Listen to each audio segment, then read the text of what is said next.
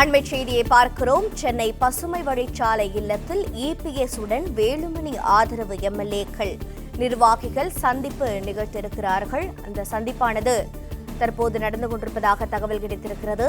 நத்தம் விஸ்வநாதன், அருண்மொழி தேவன், ரவி மனோகரன் ஆகிய எம்எல்ஏக்கள் அதிமுக பொதுச் செயலாளர் இபிஎஸ் உடன் சந்திப்பு என்ற தகவல் கிடைத்திருக்கிறது. முன்னாள் அமைச்சர் தங்கமணியும் இபிஎஸ்ஐ சந்திக்க வருகை தந்துள்ளார் என்ற தகவலும் கிடைத்திருக்கிறது. தொடர்ந்து விவரங்களை தர இணைப்பில் இருக்கிறார் செய்தியாளர் பிரகாஷ். பிரகாஷ், வணக்கம். இபிஎஸ், எஸ்பிவி இரு அணிகளும் ஒன்றிணைய இந்த பேச்சுவார்த்தையா, விவரிக்கலாம்.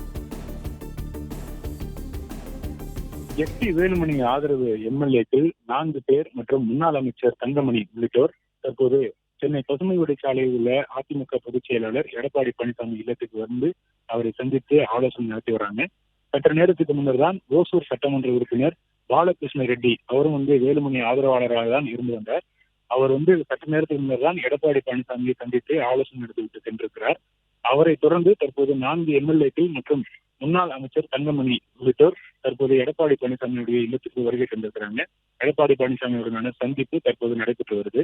இதுல எஸ்பி வேலுமணி ஆதரவாளர்கள் அனைவருமே மீண்டும் அதிமுகவுக்கு திரும்ப தயாராக இருக்கிறார்கள், அவர்களை ஏற்றுக்கொள்ளுங்கள் என்று இணைப்புக்கான ஒரு சந்திப்பா, அல்லது நேற்றைய தினம் 5 எம்எல்ஏக்கள் எப்படி எடப்பாடி அணிக்கு மாறினார்களோ அதே மாதிரி எடப்பாடி பழனிசாமிக்கு ஆதரவாளராக மாறுவதற்காக வருகை தந்திருக்கிறார்களா என்பதுதான் தற்போதைய கேள்வியாக இருந்து வருகிறது. இந்த வந்திருக்கக்கூடிய 4 எம்எல்ஏக்கள்ல 2 பேர் சி.வி. சண்முகம் அவர்களுடைய தீவிரமான ஆதரவாளராக அறியப்படுகிறார்கள். திருத்தணி ஹரி மற்றும் புவனகிரி அருண்மொழி தேவன் ஆகிய இருவருமே முன்னாள் அமைச்சர், தற்போது மயிலம் சட்டமன்ற உறுப்பினராக இருக்கக்கூடிய சி.வி. சண்முகத்துடைய தீவிரமான ஆதரவாளர்களாக அறியப்படுகிறார்கள். அவர்களும் தற்போது எடப்பாடி பழனிசாமியுடைய இல்லத்துக்கு வருகை தந்திருக்கிறாங்க.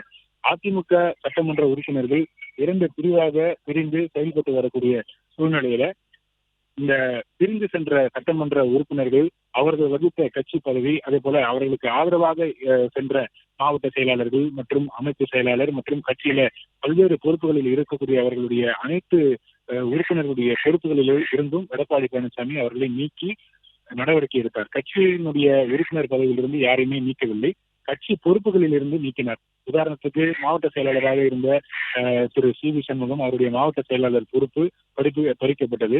நாமக்கல் மாவட்ட செயலாளராக இருந்த திரு தங்கமணியுடைய மாவட்ட செயலாளர் பொறுப்பு பறிக்கப்பட்டது. அதே போல முன்னாள் அமைச்சர் எஸ்பி வேலுமணி அவருடைய மாவட்ட செயலாளர் பொறுப்பு பறிக்கப்பட்டு அவருக்கு பதிலாக வேறொரு மாவட்ட செயலாளர் நியமிக்கப்பட்டிருக்கிறார். இப்படி மாவட்ட செயலாளர்களாக இருந்த பல்வேறு முக்கிய நிர்வாகிகளுடைய மாவட்ட செயலாளர் பொறுப்பு பறிக்கப்பட்டு அவர்களுக்கு பதிலாக வேறொருவர் மாவட்ட செயலாளராக நியமிக்கப்பட்டிருக்கிறாங்க.